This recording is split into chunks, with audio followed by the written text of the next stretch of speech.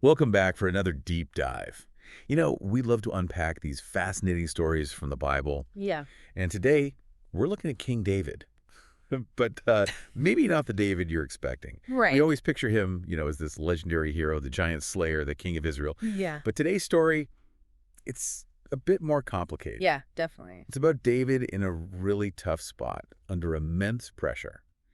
And we'll see how his choices, well, they challenge our ideas about leadership and, what's right and wrong. Mm, And trust, even. exactly. It's a side of David we don't often see. Not the triumphant warrior, but a man on the run, actually. On the run, desperate. Desperate, yeah. So to set the scene, this is when David is fleeing King Saul. Saul is absolutely determined to kill him. Hmm. I mean, talk about stressful. Can you imagine having the most powerful guy in the land hunting you down, like relentlessly? It's a classic underdog story, but with a twist. Right. Instead of rallying his troops and fighting back, David makes a surprising decision. He does, yeah. Yeah. He seeks refuge in enemy territory, the land of the Philistines. Wait, the Philistines? Yeah, These are the guys they're constantly at war with. exactly. It's a move born out of, well, desperation. Desperation for sure. But it really raises questions Huge questions. about loyalty. Who are you loyal to? And identity, even, and just to what lengths we'll go to survive. Yeah. David, the future king of Israel, living among the very people he's supposed to lead against. It's crazy. It's like a total paradox. It is. And it's not a quick visit. He doesn't just hide out for a few days. He ends up, Right. David,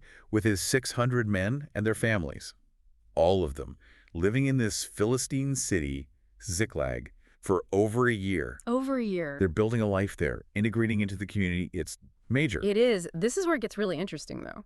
To gain the trust of the Philistine ruler, King Achish, David, Mm. he starts carrying out these raids, Oh, wow. but he makes it look like he's attacking Israelites, so... So he's playing both sides. Yeah, deceiving his host. That's risky. It's a tightrope walk for sure. On one hand, he's keeping his people safe. Hmm. But on the other, deception, and you could even say betraying his own nation. It's morally ambiguous. It is. Forces us to grapple with the complexities of David's character, really. Because we tend to put these biblical figures on pedestals, We do. see them as flawless heroes. This story, it's like, no, they were human, They were. just like us, with these hard choices, Exactly. and sometimes making mistakes. Yeah. It makes you think, what was going through David's mind? I know. This fear, was he second-guessing everything? And here's something else. Throughout this whole time, the Bible doesn't say anything about God speaking to him. Right. No guidance. It's like he's in this spiritual vacuum, It's so interesting. making decisions all on his own. Wow. So many possible interpretations. Mm. It could be, showing the immense pressure he's under. Yeah, the isolation. Maybe even a sign that people of faith, they can experience uncertainty too. Absolutely. Doubt, just like all of us. When we feel lost, no clear direction, and just relying on instinct, Mm-hmm. tough stuff. It is. This story, it really makes you think differently about David. It does, yeah. We have this image of him, like this righteous king. Yeah. A man after God's own heart. But here he's deceiving people, Right. blurring the lines. It's not the hero we expect, Not at all. but it's human, That struggle, Yeah. caught between a rock and a hard place, impossible choices to survive. Makes you realize even the greatest figures in history, Yeah. they face dilemmas. It did. Makes you wonder, what would we do Right. in that kind of situation? Would we compromise what we believe in to protect ourselves, our loved ones? Of questions. We are. That's what makes this story so powerful, I think. It is. It's not simple good versus evil. Right. It's human nature, those gray areas where our values get tested. Like time. And it makes you think, David, he was so isolated, Mm. making these choices alone. What if he'd had someone to talk to? A different perspective. It's so true. We try to handle tough stuff alone. You do. But having someone, an advisor, a mentor, Even a friend just to talk it through. makes a huge difference. Huge. We don't have to have all the answers ourselves. No. Asking for help, that's strength, not weakness. Think about it. When you've faced a tough choice, Mm-hmm. career, relationship, Any dilemma, really, that sounding board, someone offering insights, can be invaluable. it can. Helps us see clearly those blind spots we have, Right. make choices that fit who we want to be. David's story, it's also about second chances. It is. He messed up, Yeah. but he became a great king. He did. Triumphs and failures, There's hope in that.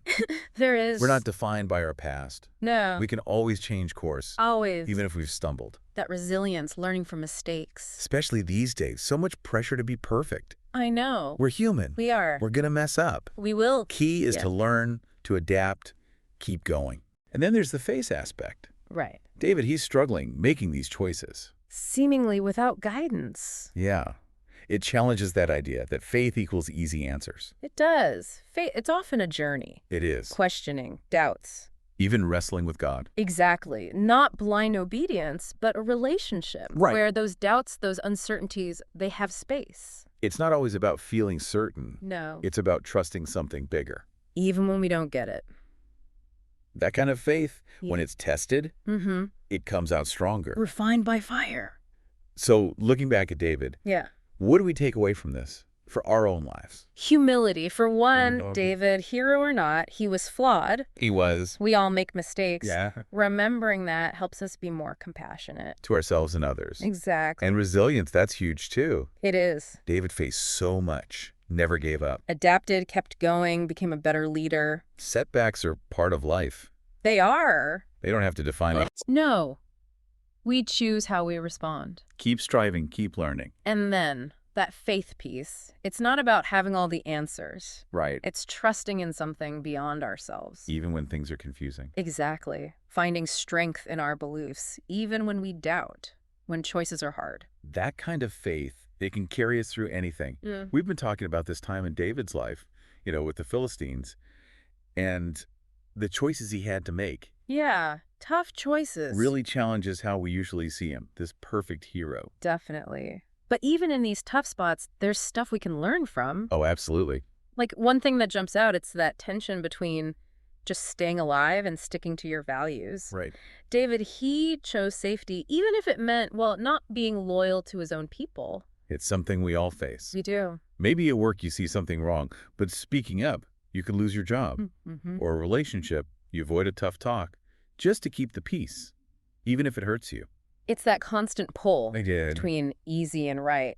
And David's story, it kind of shows what those compromises cost. Yeah, it's like your integrity gets chipped away. Little by little. And it can really hurt in the long run. So how do we navigate that when staying safe clashes with what we believe? That's the question, isn't it? How to make choices that fit our values, even when it's hard.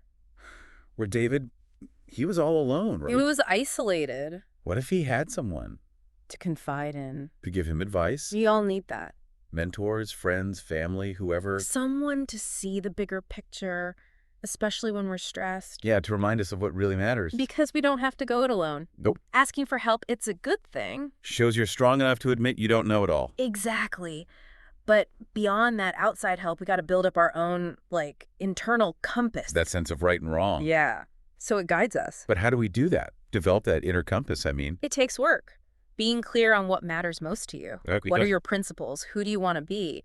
And looking back at your choices. The good and bad ones. Learn from them. So, using David as an example, we got to check in with ourselves. Regularly. Am I living how I want to live? Are my choices moving me in the right direction? David's story, it's messy. Yeah. It is. But it points to how important integrity is. It does. Making choices that match who we are deep down, even when it's tough. That's powerful. And leadership, it's not just about being in charge. No, it's about leading with that integrity. Even when we're struggling ourselves. Inside and out. And that's for all of us. Not just CEOs and presidents. We can all try to live with purpose, make choices that reflect what we believe in. Make the world a little better. So wrapping up our deep dive here Yeah. into David and this crazy chapter of his life. It's been a journey. Hopefully you found this as thought-provoking as we have. I know I have. Keep diving deep, everyone. Yeah. Find those bits of wisdom that help us through life's ups and downs. Because it's complicated out there. It is. Yeah. That's a wrap for today. See you next time.